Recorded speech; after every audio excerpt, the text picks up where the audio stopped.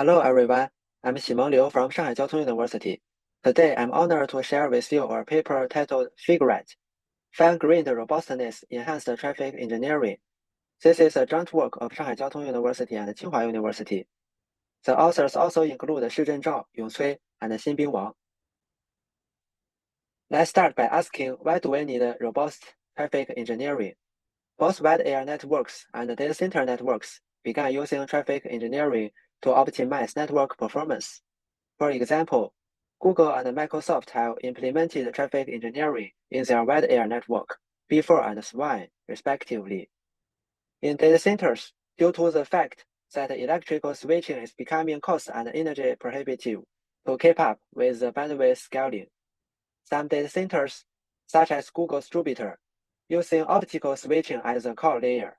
Optical switching offers topological reconfigurability to data center networks. Consequently, data centers also began using topology engineering and traffic engineering to optimize the network performance. One challenge of traffic engineering is the occurrence of traffic bursts. For instance, in one, COPE points out the existence of burst traffic in their paper. In data centers, there are many microsecond-level small flow, so the bursts are also prevalent. However, consider that the convergence time for traffic engineering can reach the second level. It is too late to wait until a burst is detected to then perform traffic engineering. Therefore, traffic engineering needs to be based on historical traffic demands to develop solutions that are robust enough against burst traffic. Next, let's look at a simple traditional traffic engineering process. Centralized traffic engineering involves a central controller, which receives the network topology and candidate paths, along with traffic demands, and solve a multi-commodity flow optimization problem to determine the distribution of traffic across different candidate paths. Key solutions from multi-commodity flow optimization often have many paths with a split ratio close to 1. This means the traffic becomes too reliant on a certain single path. Once bursts occur, it can lead to congestion. We test this at the 1 data center port and TOR levels, applying the T solution solved based on the current traffic to the next traffic. The max link utilization over time is demonstrated, and there are many peaks. These peaks are caused by burst traffics. Next, let's take a look at how traditional proactive traffic engineering methods have been designed and their drawbacks. The first method is demand prediction-based TE. It starts by predicting demands based on historical demands, and then solutions are solved based on it. There are two main issues with this approach. The first is that due to the occurrence of traffic bursts, it is difficult to make accurate predictions. The second issue is that there is a mismatch between the objective of prediction and the optimizing task. This is because for optimization, it is more critical to accurately predict traffic demands over paths with smaller capacity. But the prediction task just aims to make the predict traffic as similar to the actual traffic as possible. The third method, COPE, it optimizes for predict demands while providing a guarantee for worst-case performance. This approach utilizes historical data, but its scalability issue remains unresolved. The first method is a hygiene mechanism, which is the TE method used in Google's Jupyter data center. It improves robust based on the idea of avoiding reliance on a single path. Instead, it spreads the flow across multiple paths, which helps prevent congestion on any single path due to bursts. The model of hygiene mechanism is shown below. Compared to multi-commodity flow optimization, it is a constraint to ensure that the split ratio for each path does not become too large. However, it still faces issues of being suboptimal in non-burst situations because it forces the flow to spread across multiple paths rather than the best path. For example, we test on the same data and compare it with multi-commodity flow optimization. you can see that the peaks indeed decreased, but the troughs increased.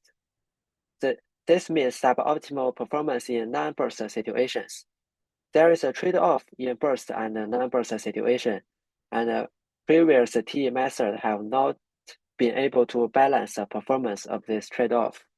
FIGRET's contribution addresses the issue mentioned above.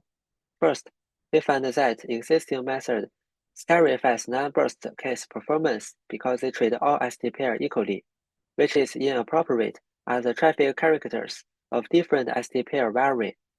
Therefore, we design a fine-grained robustness enhancement method that tailors strategy based on the burstness of each SD pair. Additionally, we implement this using deep learning to enhance its solving speed. Then, let's reconsider the hedging mechanism to gain insights for its improvement. It forces all SD pairs to spread across multiple paths. However, is it appropriate to treat all SD pairs equally? To answer this question, we display the burst of traffic for the three types of data mentioned earlier. The color of each small square in the figure represents the burstness of a SD pair. As since these pairs have different characteristics, some SD pairs are indeed bursty, while others are quite stable. Enhancing robustness for this stable flow is necessary. Leveraging these characters can help us better balance the trade-off. Therefore, based on this characteristic, one insight is to tailor strategy for each SD pair. Let's illustrate the advantages with an example. Consider a simple scenario with three nodes interconnected. Normally, the traffic from A to B, A to C, and B to C is 1, and the bursts only occur between B and C, surging to 4. The first strategy allows all pairs to use the best path, while the second forces all pairs to use multiple paths.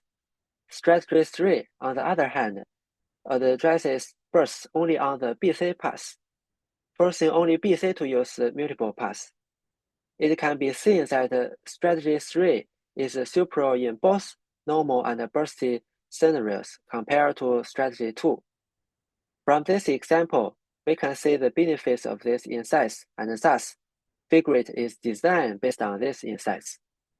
To implement fine-grained robust enhancement, we first need to determine how to codify robustness. Consider a piece with a split ratio of RP. If the traffic from a source to a destination bursts by delta st in the next moment, then the burst traffic split onto piece P can be written by this, and the edge utilization increased can be written by this. So the maximum impact of piece P can be written by this. Thus, the impact of burst traffic on path P is related to this factor we call the path sensitive. The smaller this factor, the less the path is affected by burst. Therefore, we use path sensitive to codify robustness. Note that we know how to codify robustness. A fine-grained robust TE model can be formulated like this. It still aims to optimize the MLU of the predict traffic, but is a new constraint requiring that the path sensitive of each path remains below a customer's threshold. The next question is how to solve the TE model. Note that so far, both the predict traffic demand and the path sensitive constraint remains unknown. The first method is a two-stage approach, where the workflow initially involves explicitly solving for the predict demand and the path-sensitive constraint, and then employ linear programming to solve the TE model. This method has two drawbacks. First, there is a mismatch between the prediction task and MLU optimization. The figure on the right shows an example. The same prediction accuracy leads to different MLU because the predictions do not account for capacity. The second drawback is that solve the optimization problem leads to high runtimes and low scalability, and compared to the multi-commodity flow optimization, This TE model aids constraints, which results in higher solution time. Therefore, a better approach is to use a deep neural network to directly establish a mapping between historical traffic metrics and the TE solution. This method eliminates the mismatch between tasks. It operates faster and is more scalable. Therefore, we have chosen to design FIGRET based on this end-to-end model. To implement this method, there is another challenge: how to transform the constraint into the loss function. So next, we explain how should we design the loss function to accomplish the fine-grained robustness-enhanced. First, let's consider the Lagrange relaxation of the TE model, which indicates that the loss function should have two components. The first component optimizes the max link utilization, and the second component is related to fine-grained robustness. However, since we do not explicitly solve for the path-sensitive constraint, we cannot directly use the second component of Lagrange relaxation to calculate the loss. Therefore, we design a heuristic way to capture the fine-grained concept. It can be expressed as follows. The loss for each SD pair is the variance of the traffic demands multiplied by the maximum path-sensitive among its candidate pairs. The second component of the loss is then the sum of the loss for all solicitation pair. How does this loss capture the fine-grained concept? Firstly, a SD pair pointing to bursts will have a larger variance in traffic demands, resulting in larger loss. During training, to reduce the loss, the path sensitive will be lowered, thereby enhancing its robustness. This achieves the idea of enhancing robustness to burst point traffic. In summary, the loss of FIGRET is calculated as follows, and there are two components, which is MLU and path-sensitive loss. These are considered together as a loss of FIGRET. Finally, we need to determine the structure of the deep neural network used by FIGRET. In previous deep learning-based TE method, TIL use graph neural network, while DOT only use fully connected network. Here, we aim to analyze whether we need graph neural network to handle network topology. In TE, we need the topology information because given a TE solution and a traffic demand, we need to calculate the MLU based on the topology. Let's closely examine the relationship between TE solutions, objectives, and topology to see if topology information needs to be learned. First, for a given traffic demand, we only need to know which set of paths serve each SD pair to determine the total demand for each path set. Then, we obtain the demand on each path according to the split ratio. Next, by knowing which edge each path passes through, we know the demand on each edge, and consequently, we know the utilization of each edge. Observing this process, the required topology information is implicit and known, namely SD to path and path to edge. Using SD to path and path to edge, we can directly establish an equation relating TE solution, traffic demand, and MLU. Thus, there is no need to use JNN to learn useful topology information. Using a fully connected network to receive traffic demand and output TE solution is sufficient.